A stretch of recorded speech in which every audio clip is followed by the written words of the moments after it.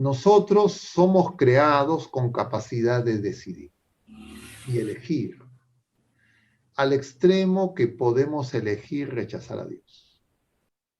Podemos elegir rechazar el bien. Podemos elegir rechazar la verdad. Podemos elegir rechazar el amor.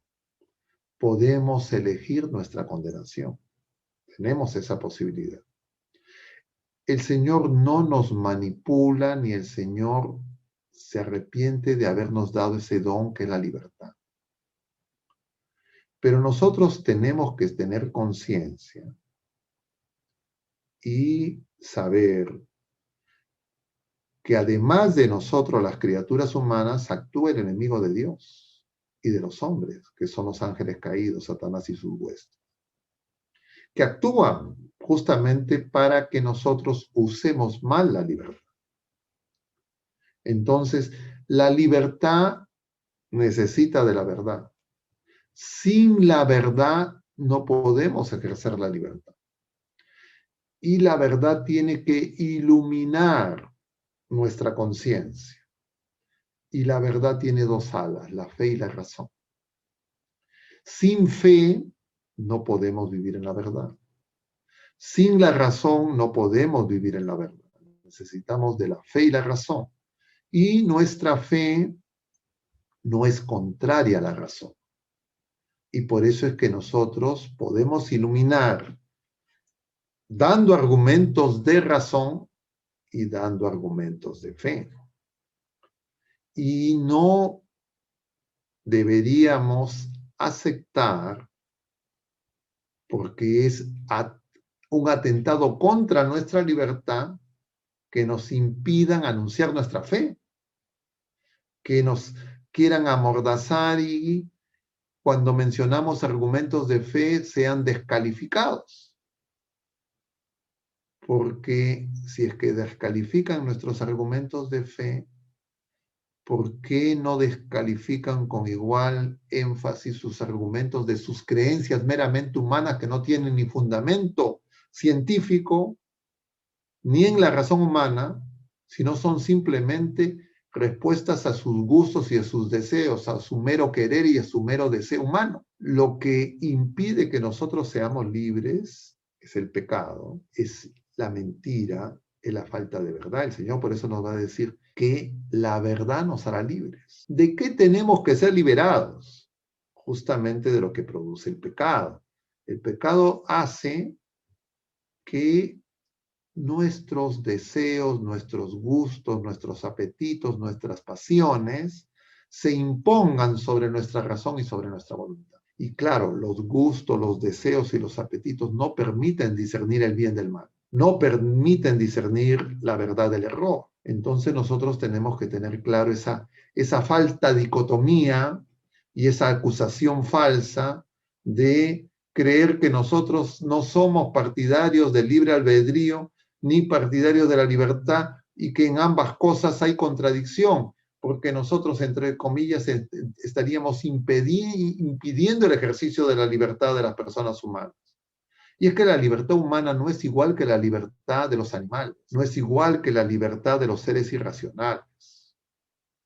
Los seres racionales tenemos un grado de libertad mucho más elevado que la libertad de los animales. La libertad de los animales se priva, por ejemplo, en un zoológico o cuando se coloca en una jaula a un animal que está hecho, diríamos, para vivir en la naturaleza y desplegarse y volar. La libertad humana se daña cuando el ser humano rechaza la verdad, cuando se le priva del uso de la razón y cuando se le engaña haciéndole creer que el despliegue de sus deseos, sus gustos, sus apetitos y sus pasiones, o la adhesión a ideologías que son irracionales y no tienen fundamento en la verdad, y que tienen, por eso hacía referencia al origen totalitario de estas ideologías de la cultura de la muerte, les hacen creer a los jóvenes, especialmente, que esto, entre comillas, es algo que lo libera, porque va a hacer lo que le da la gana y así, entre comillas, va a experimentar distintas sensaciones, distintos gustos, pero atentando contra la vida de otras personas y atentando contra ellos mismos, contra la creación entera. Entonces, ahí se necesita nuestro testimonio de fe, pero a veces nosotros mal formados en la fe, también envenenados por esas mentalidades que hemos señalado, nosotros a veces nos quedamos sin argumentos. Especialmente me refiero a los padres de familia para ayudar a sus hijos, que muchas veces en los entretenimientos, en los videojuegos, en las redes sociales o con sus amigos o en el sistema educativo formal son engañados. Y entonces los padres a veces creen que es suficiente con matricularles en un colegio que aparentemente tiene cierto prestigio, incluso religioso, y no vigilan cómo se puede estar dañando la mentalidad de sus hijos. No solo en los colegios, sino como mencionamos en estas tres características de estas mentalidades que son la base de esta cultura de la muerte, cómo a veces ellos los promueven. Porque padres que engríen a sus hijos y que a veces porque creen que trabajan y entonces son mejores padres porque les van a decir sí a todo lo que pidan sus hijos y los engríen, después se sorprenden cuando estos niños crecen y entonces aparecen, entre comillas, unas rebeldías y unas indisciplinas que ellos dicen, bueno, ¿y de dónde salió esto? Y no son conscientes de que ellos mismos las han promovido. Porque justamente una de las características de esa mentalidad es hacerle creer a los padres y que el sistema educativo también asuma la idea equivocada y errada que a un niño no hay que corregir, que a un niño hay que darle gusto, que de esa manera se vuelve más creativo, más libre, lo cual es falso. Nosotros no somos como en esas propagandas, ¿no? Que había de libres y sueltan a los potros en las praderas, y entre comillas son libres. No, nosotros somos libres cuando usamos la razón, cuando podemos elegir el bien y rechazar el mal, porque no se es libre cuando yo elijo el mal. Porque cuando yo elijo el mal me estoy destruyendo. Es como que alguien diga, se compra su auto, diríamos, a petróleo, y dice, bueno, yo soy libre, mi auto es libre, entonces ahora he decidido y quiero, echarle gasolina. Va a dañar el auto. O te compras tu artefacto eléctrico y las especificaciones técnicas del fabricante te dice que funciona a 110 voltios y te dan un transformador y tú dices, yo no quiero transformador, yo quiero probar a ver a 220. Lo vas a malograr. Pero para el uso de esos objetos, las personas cuidadosamente siguen las instrucciones.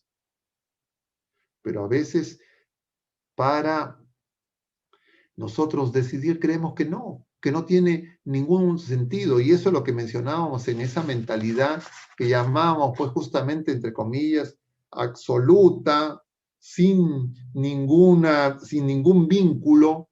O sea, un sujeto, entre comillas, flotando en el espacio. Nosotros somos seres de relación. Y nuestra relación primordial es con Dios, que es amor, que nos ama y nos dice lo que es mejor para nosotros.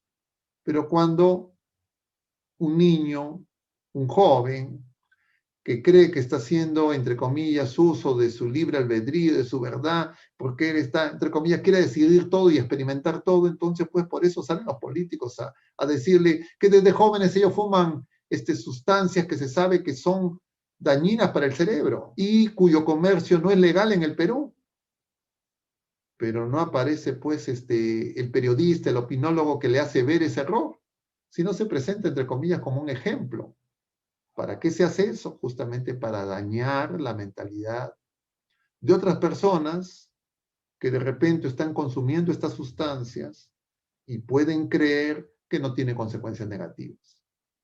Eso mismo se hacía hace algunas décadas cuando se hablaba, por ejemplo, en estos programas radiales con estos opinólogos, sexólogos, etcétera, que les solían decir a los niños, a los jóvenes, que masturbarse no era malo, que era natural, que ver pornografía dentro del matrimonio no era malo, que tener sexo fuera del matrimonio, si es que eran enamorados, que se amaban, no era malo, ese es amor.